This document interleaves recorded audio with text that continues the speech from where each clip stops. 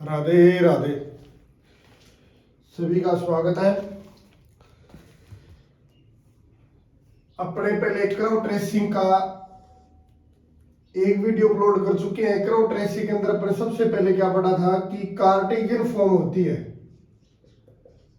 Cartesian form होती है, उसका अपने ग्राफ कैसे रिप्रेजेंट करते हैं। तो इसके अंदर दो टॉपिक, कार्टेशियन है और एक कौन सा है, पोलर फॉर्म। यानी जो पोलर फॉर्म होगी उसका अपने क्या करेंगे, उसकी कर्व कैसे ट्रेसिंग करेंगे।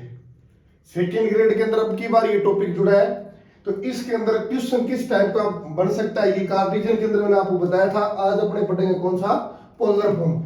यानी पोलर फॉर्म के अंदर अब वहां पर एग्जाम के अंदर कोई जैसे मान लो कोई कार्डियोइड की इक्वेशन देती है, जैसे r equal to a1 plus cos theta, तो ये बीएससी वाला अलग क्वेश्चन है। बीएससी में से पूछता है इसका ग्राफ रिप्रेजेंट करो, कैसे ग्राफ बनता है, वो नहीं। अपने तो यहाँ पर जो छोटी छोटी बातें पूछी जा सकती है, भी कंपटीशन में इसका क्वेश्चन है कैसे पूछा जा सकता है, उसके अकॉर्डिंग इसको अपने पढ़ेंगे।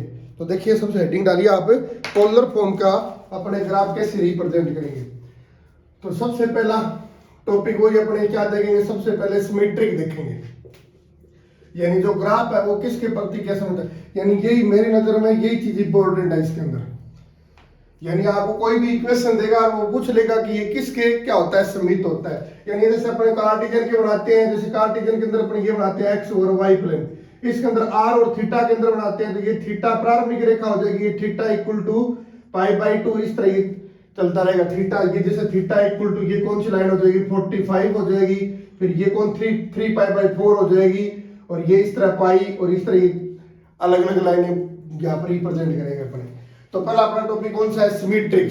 सिमेट्रिक यानी कोई भी इक्वेशन देगा, मान लेते हैं कि अपने पास जो इक्वेशन है, पोलर इक्वेशन है r equal to f of theta, ये किसके क्या होगा, सिमेट्रिक होगा। तो पहली लाइन आपको ध्यान रखनी है, यदि अगर उस फंक्शन के अंदर थीटा की जगह माइनस थीटा पुट करते हैं, उसके अंदर कोई चेंज नहीं होता है, f of minus theta equal to क्या आ जाता है, एफ ऑफ थीटा आ जाता है। और उस समीकरण के अंदर, यानी ये जो समीकरण आपकी, इस समीकरण में कोई भी परिवर्तन नहीं होता, समीकरण में कोई भी परिवर्तन नहीं होता, कोई भी परिवर्तन नहीं होता है। तो इसका मतलब ये कोई भी परिवर्तन नहीं होता है, कोई भी परिवर्तन नहीं होता है। इसका मतलब ये होगा कि जो आपका ग्राफ होगा या जो इसका डायग्राम बनेगा वो क्या होगा, जो वक्र बनेगा आपके पास, वो वक्र क्या होगा, आर्मिक रेखा के क्या होगा, समित होगा। आर्मिक रेखा के परित क्या होगा, समित होगा। ये आपको अच्छी तरह ध्यान रखनी है। कहने का मतलब है आर्मिक रेखा ये, यानी एक्स एक्सिस की बात कर रहे हैं अपने, पोलर फॉर्म में बात करें थीटा इक्वल टू 0 जो भी फॉर्म बनेगी, तो इसके प्रति वो क्या होगा, समित होगा। यानी जैसा ऊपर डायग्राम बनेगा वैसे उसका ऊपर नीचे डायग्राम बनेगा। तो कब ये कब लगेगा, जब उसकी इक्वेशन में, जैसे ये देखो यहाँ पर ये कर्व आपके पास r equal to a1 plus cos theta की जगह माइनस थीटा करेंगे तो कोस माइनस थीटा आएगा, और कोस माइनस थीटा क्या होता है, कोस थीटा, कोई चेंज नहीं होगा, कोई चेंज नहीं होगा। तो इसका जो भी ग्राफ बनेगा, आगे अपने सीखेंगे, इसका ग्राफ बनेगा वो किसके समित होगा, आर्मिक रेखा क्या होगा, समित होगा। तो पहले आपको ये बात रखनी है।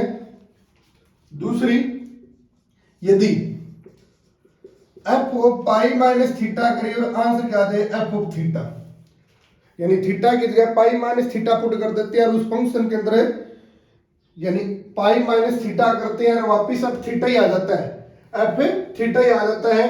तो इसके अंदर क्या होगा, तो उस कंडीशन के अंदर जो वक्र होगा वो theta equal to pi by 2 के परित समित होगा,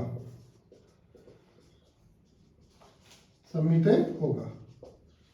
3 नंबर देखिए, इसी तरह यदि f of 3 pi by 2 minus theta equal to क्या आ जाए, एफ ऑफ थीटा, तो वक्र क्या होगा, थीटा इक्वल टू आपके पास क्या आएगा, पाई हो गया ना, पाई बाई 2 कर दो, फिर आगे चलें, पाई बाई 2 करेंगे, पाई बाई 2 माइनस थीटा करेंगे, कोई चेंज नहीं होता, वापिस अब थीटा आ जाता है। तो theta equal to pi by 4 के परित क्या होगा, ये समित होगा।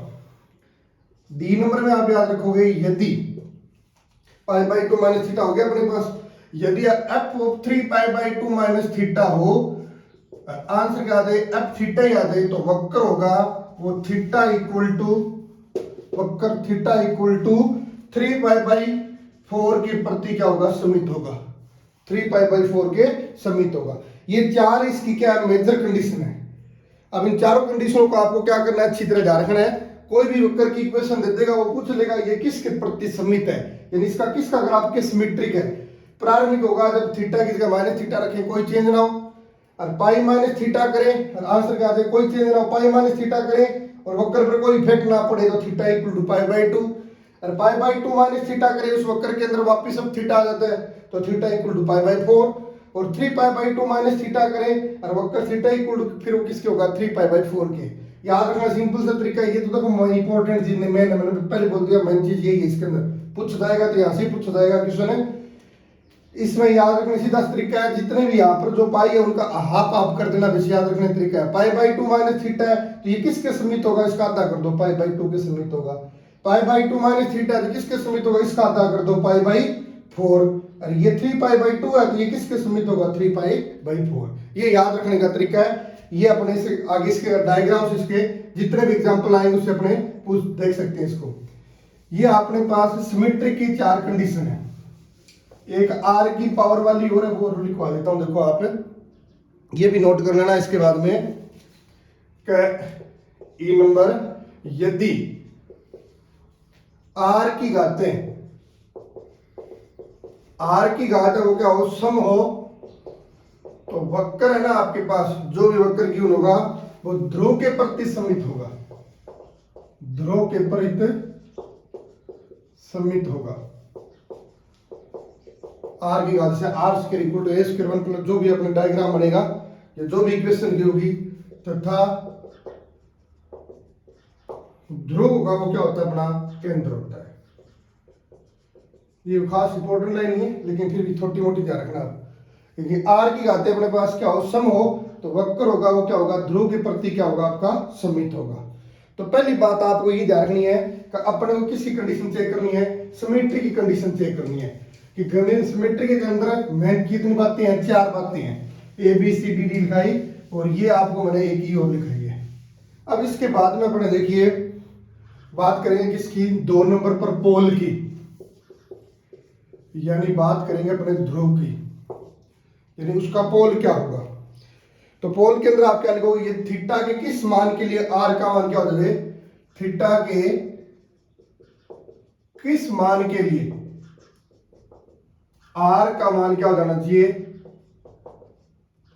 आर का मान क्या हो जाना चाहिए, 0 हो। थीटा के किस मान के लिए आर का मान क्या हो, 0 हो, वो आपके पास जो 0 होगा आर के मान थीटा के लिए, तो वो आपके पास क्या बन जाएगा, थीटा के किस मान के लिए आर का मान क्या हो, आपके पास है 0 हो। यानी थीटा की ऐसी कोई वैल्यू पुट करें जहां से आर की वैल्यू कितनी आ जाए, आपके पास है 0 आ जाए। जो थीटा की वैल्यू आएगी वो क्या बन जाएगी, आपके ध्रुव पर स्पर्श रेखा क्या हो जाएगी, थीटा इक्वल टू अल्फा। मान लेते हैं थीटा इक्वल टू अल्फा पर आर का मान क्या हो रहा है, 0 हो रहा है, तो थीटा इक्वल टू अल्फा होगी, वो ध्रुव पर क्या कहलाएगी, आपकी स्पर्श रेखा कहलाएगी। अगर थीटा के पास ऐसा कोई मान है जिससे आर का मान क्या हो रहा है, 0 हो रहा है, इसका मतलब जो वक्र होगा ना, जो वक्र होगा वो हमेशा किससे गुजरेगा, ध्रुव से गुजरेगा। ये भी ध्यान रखना है कि थीटा का ऐसा कोई मान है जिससे वक्र किससे गुजरे, हाँ थीटा का ऐसा कोई मान जिससे आर का मान 0 हो जाए तो वो वक्र किससे गुजरेगा, ध्रुव से गुजरेगा। और ध्रुव पर स्पर्श रेखा कौन सी समीकरण होगी, जिस थीटा की वैल्यू पर आर का मान 0 हो रहा है वो ध्रुव पर क्या कहलाएगी, आपकी स्पर्श रेखा का समीकरण कहलाएगी। 3 नंबर नॉर्मल सी बात है, एसिम्पटोट बहुत पता है, एसिम्पटोट की अगर अनंत स्पर्शी हो तो उसकी ज्ञात करो, वैसे इसकी कोई जरूरी नहीं है अनंत स्पर्शियां। 4 नंबर इसका अपने पास कौन सा आएगा, पॉइंट यानी बिंदु, पॉइंट से याद करने पड़ेंगे, यानी कौन कौन से उसके अंदर अपने पास है बिंदु आएंगे। तो इसके ज्ञात करने के लिए अपने क्या करेंगे, आर और थीटा के अंदर सारणी तैयार करेंगे। भी थीटा की वैल्यू पर आर का मान क्या है, वो अलग अलग सारणी, वो क्वेश्चन पर डिपेंड करेगा, आर का मान क्या आएगा, थीटा का क्या मान आएगा। और 5 नंबर क्या करते हैं, लास्ट अपने रीजन फाइंड करते हैं। रीजन का मतलब अपने क्या फाइंड करते हैं, क्षेत्र फाइंड करते हैं। क्षेत्र का मतलब आर और थीटा को हल करते हैं। आर और थीटा को हल करने के बाद में थीटा के मान देखते हैं कि इसका ग्राफ कहां से कहां तक जाएगा, किस किस के मध्य जाएगा, ये अपने इसके अंदर देखते हैं। तो ये अपने पास क्या होते हैं, 5 इसके मेन टॉपिक होते हैं कर्व ट्रेसिंग के। कर्व ट्रेसिंग मतलब पोलर फॉर्म को कैसे ग्राफ के अंदर अपना रिप्रेजेंट करें, उसके लिए अपने को 5 बातें ध्यान रखनी है। मैंने इसके अंदर मैंने आपको बता दिया, कंपटीशन में पूछने वाली बात एक इंपॉर्टेंट है, वो कौन सी है, सिमेट्रिक वाली है। यानी आपको ग्राफ की इक्वेशन दे देगा, सॉरी कर्व की इक्वेशन दे देगा, कर्व की इक्वेशन देने से उसे पूछेगा कि बताओ ये वक्र किसके प्रति क्या होगा, सममित होगा या किसके प्रति सिमेट्रिक होगा। सिमेट्रिक देखने के लिए अत्यार एक f of minus theta equal to f theta वाली बताई, फिर ये याद करना मैंने आपको बता दिया, ये किसके अगर अब थीटा का जाता है तो ये किसके प्रति सममित होगा, theta equal to pi by 2। इस तरह अपने 4 कंडीशन लिखी थी ना, हाँ, तो ये चारों कंडीशन इस तरह अपने को ध्यान रखनी है। 2 नंबर अपने को क्या ध्यान रखना है, पोल। पोल के लिए आपको ये देखना है कि थीटा के किस मान के लिए आर का मान क्या हो जाए, 0 हो जाए, वो उसका क्या कहलाएगा, पोल। 3 नंबर पर आपने क्या देखनी है, एसिम्पटोट, और 4 नंबर पर अपने क्या देखना है, पॉइंट देखना है, और 5 नंबर पर क्या करना है, क्षेत्र। ये सारी चीज अगर अपने फाइंड आउट कर लेते हैं तो इन सारी चीजों को देखते हुए अपने क्या कर सकते हैं, पोलर फॉर्म की क्या कर सकते हैं, कर्व ट्रेसिंग कर सकते हैं। अब देखिए इस पर एक छोटा सा क्वेश्चन करवाता हूं आपको। हाँ, वैसे आगे इसको ज्यादा कैसा का ग्राफ कैसे बढ़ेगा, कैसे ये रखने की जरूरत नहीं है आपको। इसके अंदर वैसे मैंने बोल दिया, एक ही टॉपिक अच्छी तरह ध्यान रखो, और ये याद करने का मैं सिंपल सा तरीका आपको बता दिया कि किसके प्रति सममित होगा। जैसे मान लो अपने पास क्वेश्चन ये आ गया, r equal to a 1 plus cos theta. Question पूछ ले आपसे कि ये किसके प्रति सममित होगा, तो आप इसके अंदर देखो एफ थीटा क्या है आपके पास, a1 plus cos theta, theta की जगह माइनस थीटा पुट करेंगे तो कोस माइनस वापस क्या आ जाएगा, एफ थीटा आ जाएगा, कोई परिवर्तन नहीं होगा, तो वक्र क्या होगा, वक्र होगा वो, हाँ, आर्मिक रेखा की क्या होगा, प्रति सममित होगा। आर्मी रेखा प्रति क्या होगा, सममित होगा। आर्मी रेखा मतलब थीटा इक्वल टू 0, जो भी लाइन बनेगी अपने पास, ये हो गया।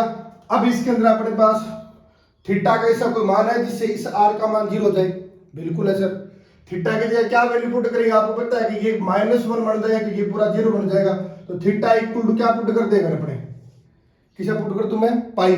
Theta equal to pi put कर दूंगा तो ये क्या बन जाएगा आपके पास, 0 बन जाएगा।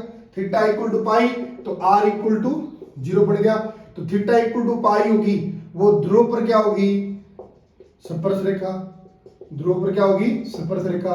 और ये जो वक्र की समीकरण है वो किससे गुजरेगी, ध्रुव से गुजरेगी।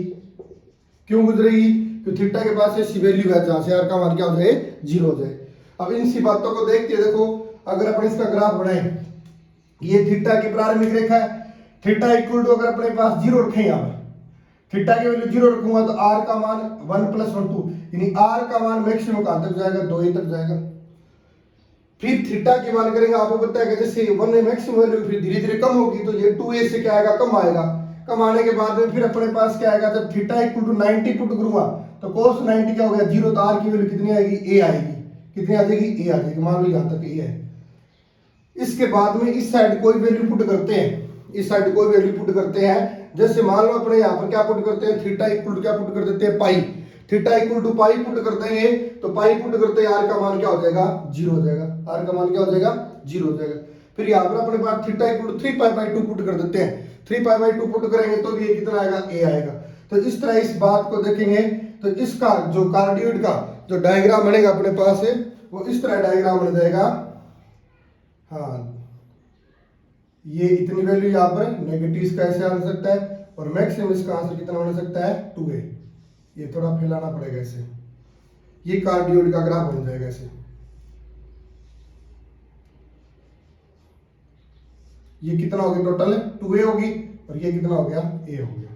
ये कार्डियोइड का ग्राफ बन जाएगा। अब ये कैसे बना है, इसका कैसे बनेगा वो नहीं पूछेगा, वैसे यहाँ पर ये बात पूछी जा सकती है इसके अंदर। और देखिए आगे इसके बाद, जैसे एक क्वेश्चन और लिखता हूं मैं, r² इक्वल टू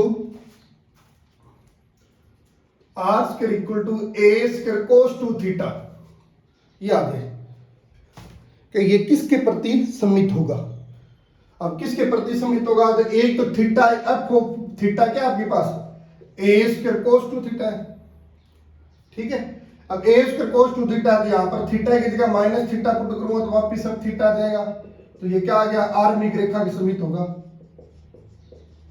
आर्मी रेखा क्या होगा, समित होगा पहला तो।